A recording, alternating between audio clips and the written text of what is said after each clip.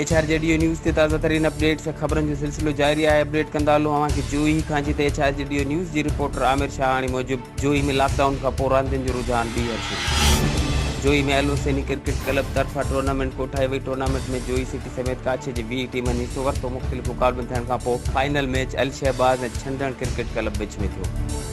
Final के छंडण cricket club खटे वरितो। खटींदड़ टीम के एज़ाज़ी मेहमान तौर बबर कप ऐं 10,000 रुपया नक़द इनाम ॾिनो वियो। हाराईंदड़ टीम के जबल जमाली 5,000 रुपया ऐं रनर कप ॾिनो। मौक़े ते Irfan Rind, Ejaz Jamali, Israr Jamali, legend cricketer Razzaq Faheem, Sajjad Jamali, tournament secretary Asif Suro ऐं ॿिया पिण मौजूद हुआ।